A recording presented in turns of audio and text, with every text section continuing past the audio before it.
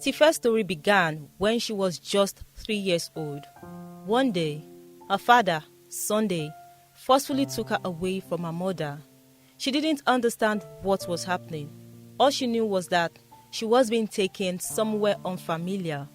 Her father handed her over to his mother and then disappeared from her life. Life with her grandmother was nothing but pain and sadness. Her grandmother treated her with hatred and scorn, giving her no love or care. Everything she did was met with insults, and even as a little child, she felt the weight of rejection. Her father would visit occasionally, but these visits brought no joy. He would yell at her over the smallest mistakes, and when his anger fled, he would flog her mercilessly.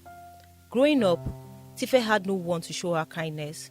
She longed for her mother, but she didn't know how to find her. The loneliness and cruelty she endured made her feel as though she didn't belong anywhere. Her childhood was filled with pain, and there was no one to protect her. When Tife turned 7, something strange began to happen as her father moved in with them. One night, her father called her into his room. "Tife, bring me a cup of water," he said. She obeyed quickly, as she always did. Carrying the cup of water, she walked into his room, handed it to him, and turned to leave. "Wait," Sunday said. "Come sit here." Tife paused, confused. Her father had never spoken to her kindly before. She hesitated but walked back and sat down, her heart racing with uncertainty. Sunday smiled, a gesture she wasn't used to. He brought out his phone and told her to choose anything she wanted. "You can pick clothes, you can pick shoes, or whatever you like," said Sunday. Tife's heart filled with hope. Maybe her father was changing. Maybe he wanted to be kind. She quietly pointed to a pair of shoes and a dress, unsure if this kindness was real. When she stood up to leave, Sunday's voice stopped her again. "Come back here," he said firmly. Tife turned, feeling uneasy. "Lie down on the bed," he ordered. Her heart sank. I want to sleep in my room, Dad," she said softly. "Who asked you that?" he snapped. "Lie down before I deal with you." Afraid of another beating, Tife obeyed.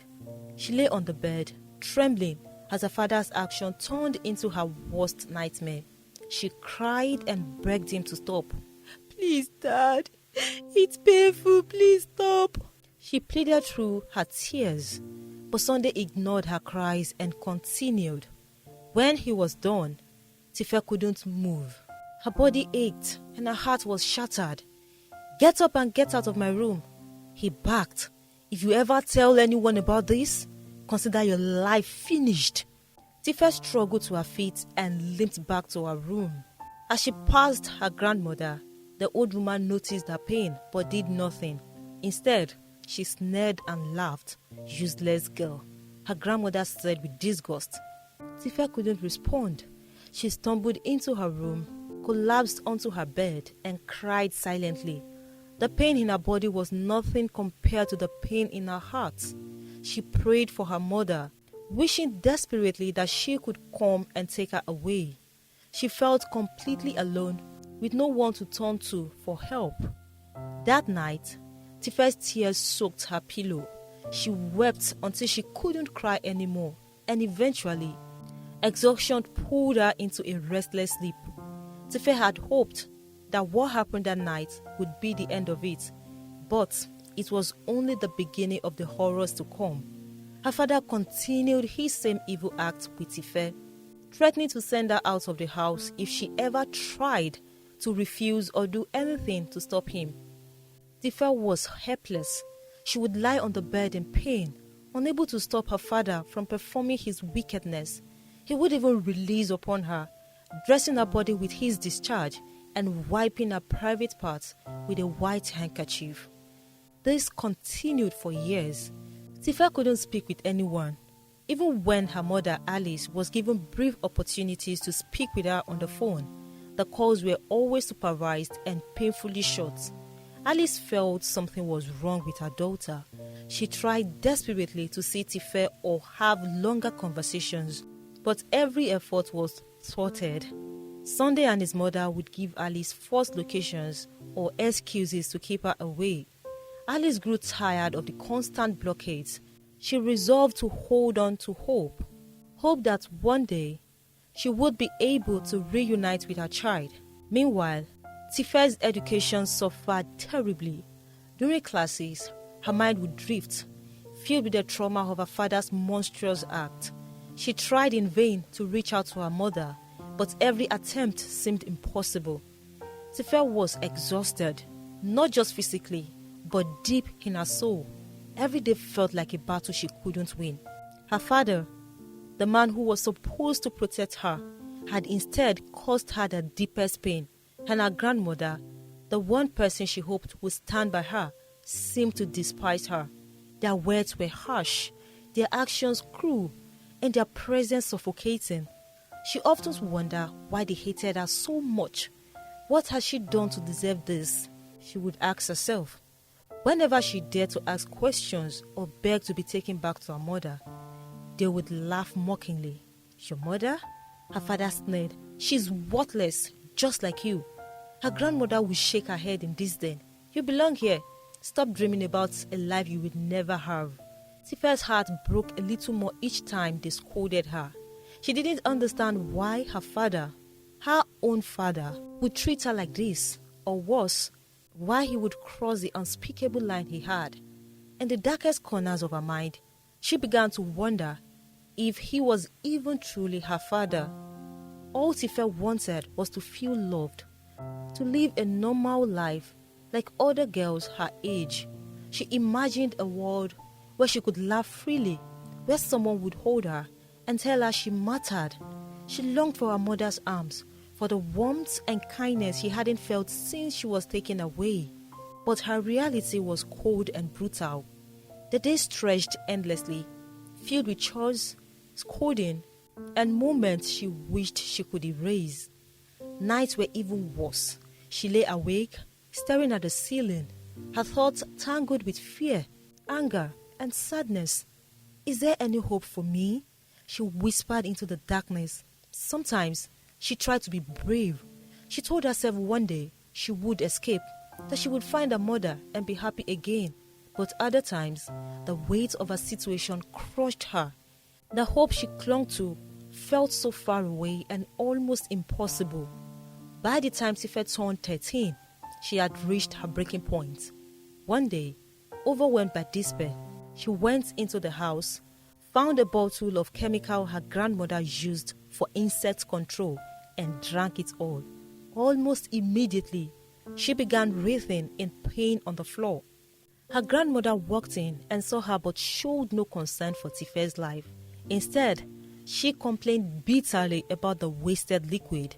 She left Tife groaning in pain, more worried about the loss of her chemical than the child's suffering. Tife was saved by a neighbor who happened to walk into the house to ask for something. The neighbor was shocked to see Tife on the floor. When she questioned the grandmother, the old woman pretended she had just noticed Tife and acted unconcerned. The neighbor quickly poured palm oil into Tife's mouth, helping her vomit the chemical. Afterward, she rushed Tife to the hospital for proper care. What happened? The neighbor asked gently. Tife, too scared to reveal the truth, simply said, I just want to leave this earth. Please, I'm tired. Tired of what? What's happening? The neighbor pressed.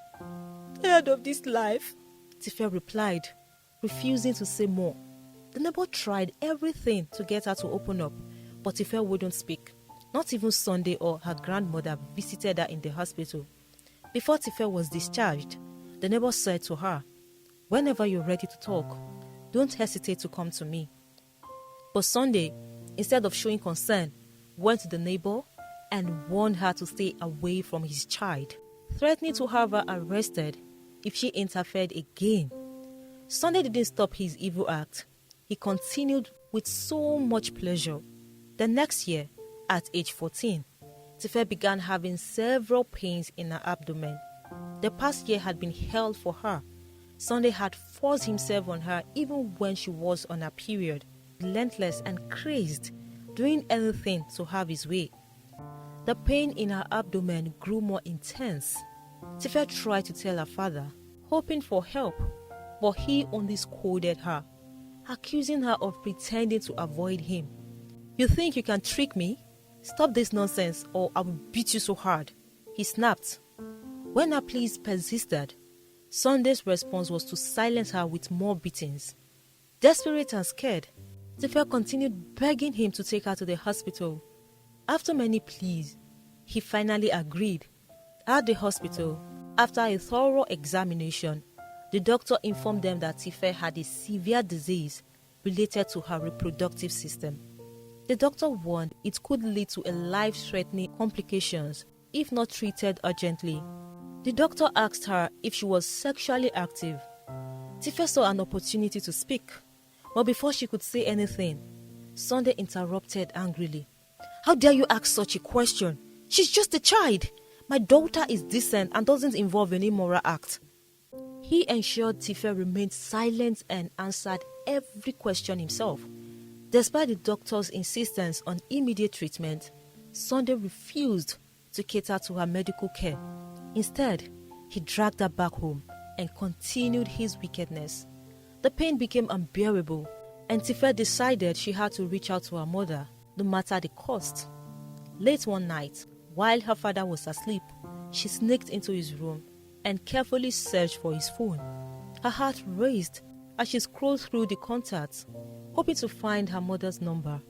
But finally, she found it. She quickly tried to memorize it, repeating it silently in her head. But suddenly, Sunday stared. Tife froze, clutching the phone tightly. He woke up and caught her in the act. "What are you doing with my phone?" he bellowed, snatching it from her hands. Without waiting for an explanation, he began beating her furiously.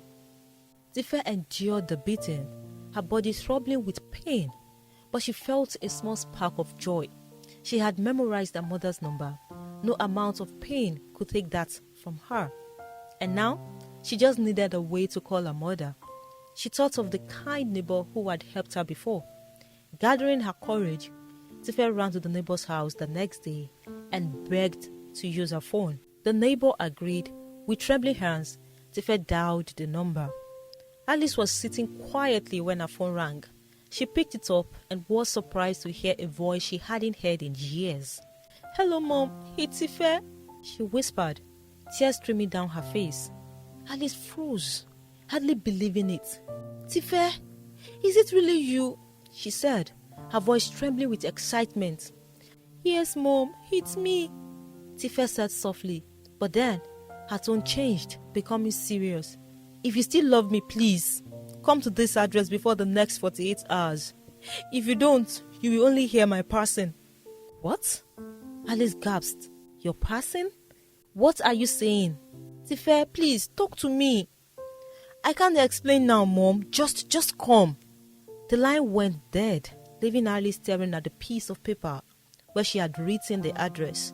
Her heart pounded. What was going on? Alice was in a tough spot. She had just survived a terrible accident and had spent all her money on hospital bills. Her body was still healing and she had no money left, not even for food, let alone traveling to another town. She searched every corner of her small apartment, hoping to find a forgotten coin or two, but her purse was empty. The clock ticked loudly, reminding her that time was running out. She tried calling a few friends to borrow money, but none of them could help. Feeling desperate, she went to her landlord's house. "Please, sir," she begged, "can you lend me some money? It's very urgent. I need to see my daughter, please. I will return it." The landlord frowned and shook his head. "Alice, you still owe me rent, oh. I can't lend you anything." Alice felt tears running down her cheeks as she walked back home. She was running out of time and she didn't know what to do. Then she remembered something. Her late mother's old jewelry tucked away in a small box under her bed. She hesitated. The jewelry was precious to her, the only thing she had left of her mother. But this was about Tife. With a heavy heart, she sold the jewelry and got just enough money for the bus fare. The bus ride was long and painful. Every bump in the road made her body ache, but Alice didn't care. She kept holding onto the slip of paper with the address, whispering, "Just a little longer, Tife. I'm coming, please, just hold on." When she finally arrived at the house, it was almost sunset. Alice knocked softly, her heart pounding. Tife opened the door, her face thin and pale. "Mom," she whispered, pulling Alice into a hug. "I didn't think you would come." "Of course, I came," Alice said, holding her daughter close. "Now tell me, what's going on?" Tife led her inside and asked the neighbor, Mrs. Oladele, to give them some privacy. The neighbor nodded and stepped outside, but she stayed close to the door, curious to know what was happening. Once they were alone, Tife began to talk. Her voice shook as she explained, "Mom, it's Dad. He didn't just hit me. He did worse things. Things I was too scared to tell you before." Alice's eyes widened in shock. "What do you mean?" she asked, her voice barely a whisper. Tife told her everything, how her father had hurt her in ways Alice couldn't have imagined. Alice listened in horror, her heart breaking with each word. Suddenly, they heard a loud gasp. They turned to see the neighbor, Mrs. Oladele, standing in the doorway, her hands covering her mouth. She had been eavesdropping. "You mean to tell me that man did all this to his own child?" Mrs. Oladele said, her voice rising in anger. Alice was startled, but before she could react, Mrs. Oladele stormed into the room. "This is too much. He needs to be punished for this." Alice gasped, her hands flying to her mouth. She fell to her knees, trembling, as the weight of Tife's words hit her. Memories she had buried deep inside her began flooding back, each one sharper than the last. She remembered how she met Sunday and earnestly wished their path had never crossed. Alice's pain began years earlier when she first met Sunday. She was just a young woman, grieving the loss of her parents in a car accident. Sunday had appeared like a savior, offering her comfort and support during her darkest days. "I'll take care of you," he had promised, and Alice, desperate for connection, believed him. Their relationship slowly turned romantic, and Alice, naive and trusting, fell deeply in love. Sunday's charm and promises swept her off her feet. When she found out she was pregnant, she thought it would bring them closer.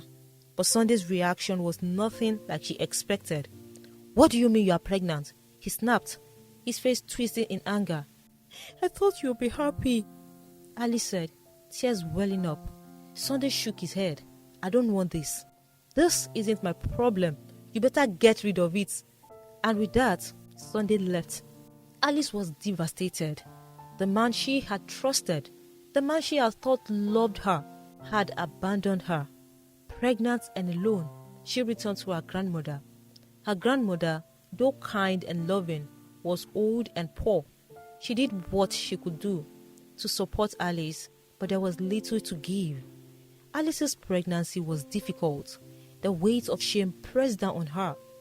Everywhere she went, people whispered behind her back, "Look at her. She's so young. And she's already carrying a child without a husband." She felt their stares, heard their judgmental words, and it crushed her.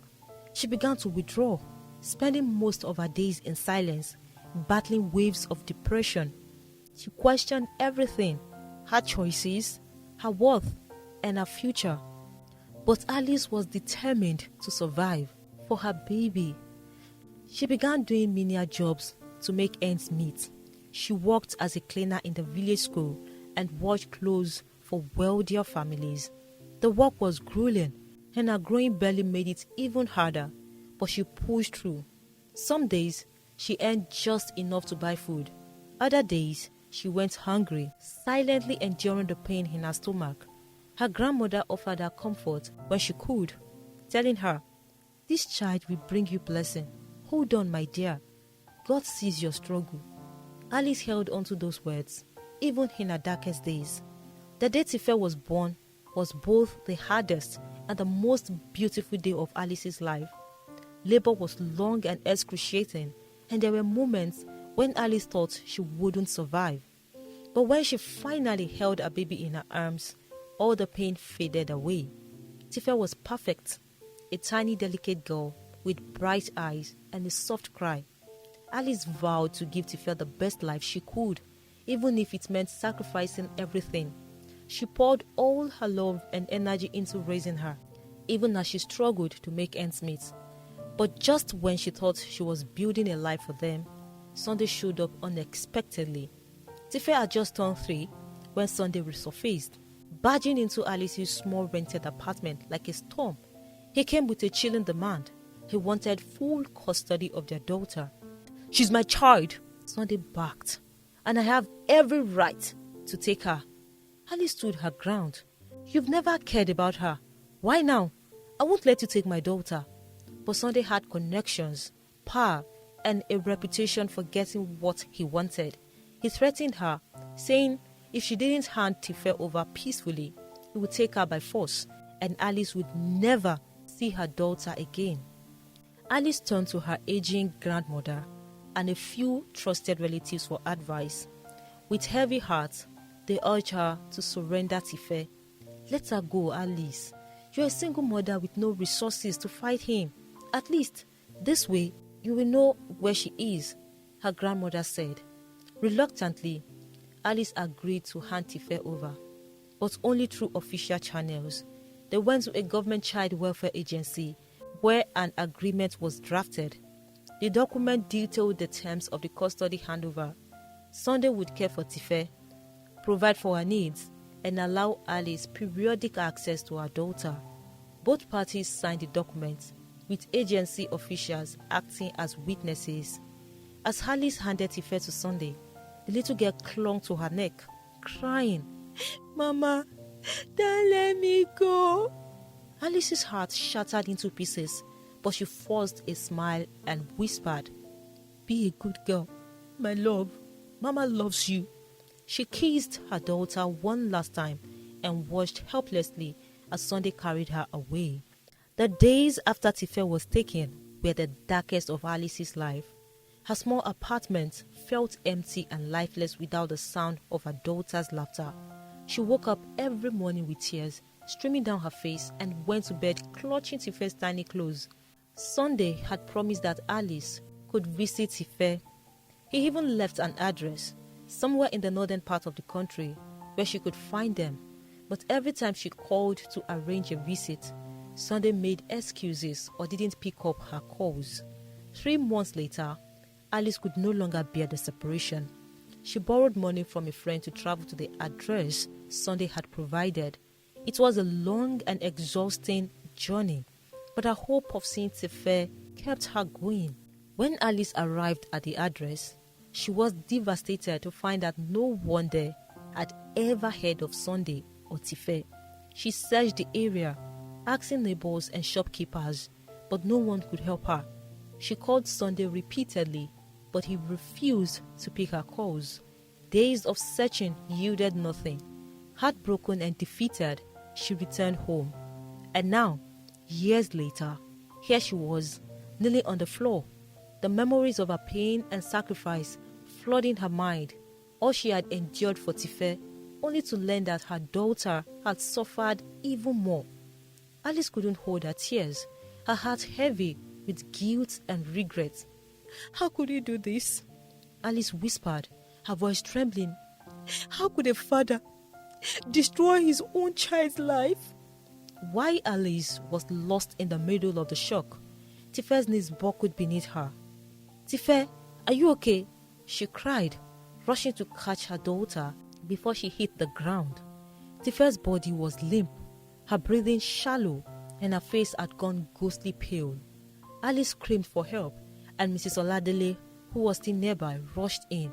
Together, they managed to carry Tife to the hospital. At the hospital, the doctor emerged from the emergency room after what felt like hours.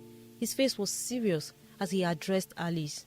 "Your daughter has been struggling with a severe case of endometriosis that had caused internal bleeding, and this condition must have worsened over time, likely due to lack of treatment," said the doctor. Alice blinked in confusion. And what? The doctor sighed. This condition affects the reproductive organs and can be extremely painful. If untreated, it can lead to complications. She needs immediate surgery to stop the bleeding and repair the damage. But I must be honest with you, the situation is critical. There's only a 50% chance she'll survive. The words hit Alice like a hammer. Her legs gave way and she clung to a nearby chair for support, tears streaming down her face. "Doctor, please, save her," she whispered.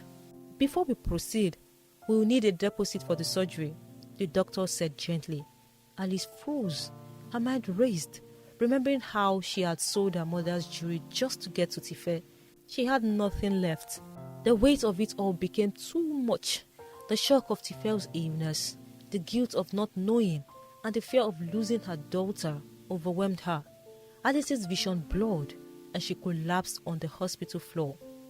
"Get a stretcher!" someone shouted, and within moments, nurses were tending to her. When Alice woke up in a hospital bed, her head pounding, she saw Mrs. Oladele sitting beside her. Her face was lined with worry. "You fainted, but you are okay now," Mrs. Oladele said softly. Alice tried to sit up, panic rising in her chest. "Tife, what about Tife?" "She's in surgery," Mrs. Oladele said, squeezing Alice's hand. "I paid the deposit. Don't worry about the bills. I'll take care of everything. Your only job is to rest and pray." Alice burst into tears, overwhelmed by gratitude. "You didn't have to. How will I ever repay you?" "Don't think about that now," Mrs. Oladele said firmly. "Tife needs us both. We'll get through this together." The surgery lasted hours, but finally, the doctor returned with a cautious smile. "The surgery went well. Tife is stable, but still very weak. The next few days will be critical for her recovery." Alice cried tears of relief, thanking God and Mrs. Oladele. She spent every moment by Tife's side, holding her hand and whispering words of comfort. Mrs. Oladele, true to her word, stayed with them, bringing food, paying for medications, and even helping Alice regain her strength. Once Tife was strong enough to talk, they decided it was time to go to the police. Tife tearfully recounted everything her father had done to her, and Alice added her own story. After hearing Tife's story, the police immediately sprang into action. Officers were dispatched to locate and arrest Sunday. They visited his last known addresses, spoke to neighbors, and even reached out to his extended family. However, every lead they followed seemed to lead to a dead end. "He's vanished," one officer said grimly, shaking his head. Alice held on to hope, but as days turned into weeks, her hope began to wane. The officers finally delivered the news she dreaded. "We believe Sunday has fled the country. We've contacted our counterparts in neighboring countries, but tracing him may take time." Sunday and his mother had crossed the border into a neighboring country just hours before Tife was discharged at the hospital. They had heard about Alice's presence and Tife's admission. Sunday knew she would definitely tell her all he had done, so he ran away with his mother. They moved quickly, using back roads and fake identities to avoid detection. They settled in a small remote village where no one knew their names or their past. Sunday's mother took charge, ensuring they blended in. She rented a modest house under a false name and warned Sunday to stay indoors as much as possible. "You are safe now," she assured him, her voice calm and confident. "No one will find us here." Sunday paced the small living room, his face lined with worry. "What if they come looking? What if someone recognizes me?" "Stop worrying," his mother snapped. "The police can't touch you, and even if they did, they have no evidence to convict you. Relax, Sunday. You're untouchable." Her words gave him some comfort, and he began to trust her judgment. He kept a low profile, avoiding strangers and spending most of his time hiding indoors. Back home, Alice was devastated by the news that Sunday had fled. The thought of him escaping justice, of him living freely after everything he had done, was almost too much to bear. "I failed her," Alice sobbed one evening, burying her face in her hands. "I should have fought harder. I should never have let him take her." Mrs. Oladele sat beside her, placing a comforting arm around her shoulders. "Alice, you can't keep blaming yourself. You did the best you could with the resources you had. You were young, alone, and powerless against him." "But I should have protected her," Alice whispered. "You can't change the past. What matters now is that you are here for her. You are fighting for her now, and that's what counts." With Mrs. Oladele's support, Alice began to let go of the guilt. She focused instead on helping Tife heal, pouring her energy into being the mother she had always wanted to be. Under Mrs. Oladele's care, Alice and Tife slowly began to recover. They attended counseling sessions together, working through the trauma and pain they had endured. Mrs. Oladele was a constant source of strength, always ready with a kind word or a helping hand. "You are both so strong, and you're not alone anymore. I'm here, and I'm not going anywhere." Those words became a lifeline for Alice and Tife, helping them move forward one day at a time. Meanwhile, in the neighboring country, Sunday began to settle into his new life. His mother continued to reassure him, feeding his ego and diminishing his guilt. "You've done nothing wrong," she said one evening as they sat in their small home. "They will never find you, and even if they try, I'll protect you." Sunday nodded, though a part of him couldn't shake the feeling of being watched. But his mother's unwavering confidence eased his fears. As the months passed, he started to believe her completely. He built a new routine, staying hidden from the world, but growing more comfortable with his escape. His mother remained his backbone, always there to remind him that, in her eyes, he was untouchable. What he didn't realize was that the seeds of his eventual downfall were already being sown. After a while, Sunday began calling and troubling Alice. It started with an unknown number. When Alice hesitantly picked up, her heart sank at the familiar voice on the other end. "You think you can hide behind the police?" Sunday's cold, mocking voice came through. "Withdraw the case, Alice. Clear my name or else you will regret it." Alice froze, clutching the phone tightly. His words dripped with arrogance and venom. "You can't keep me down," he continued. "I'm untouchable. No police force or law can lay a finger on me. Remember who I am." She felt a wave of anger and helplessness wash over her. He wasn't remorseful. He wasn't sorry for the pain he had caused their daughter or the years of torment he had inflicted on her. Instead, he was threatening her, daring her to let him go free as if nothing had ever happened. Alice's chest tightened as tears streamed down her face. She couldn't understand how someone could be so cruel, so unrepentant. She shared her fears with Mrs. Oladele later that evening, who listened quietly until the end.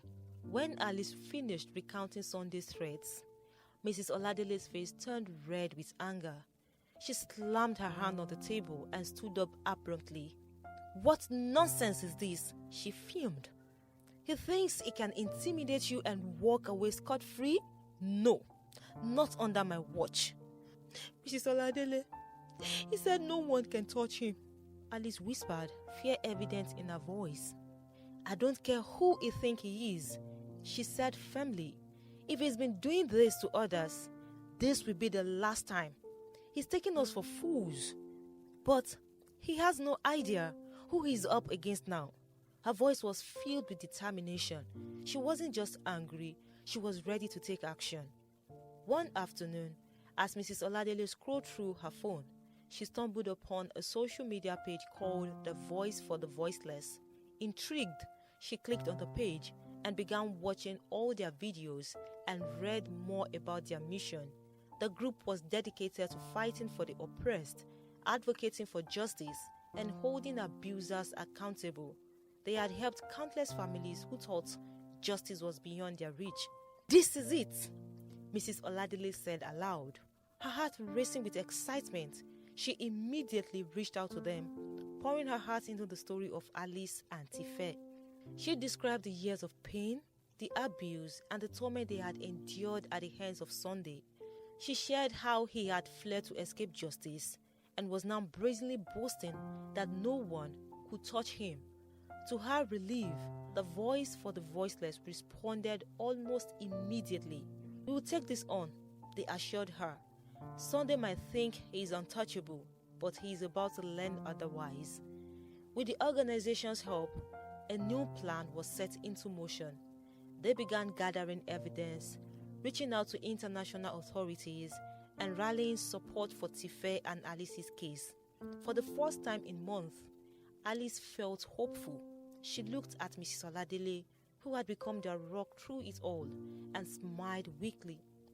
"Do you think we can really do this?"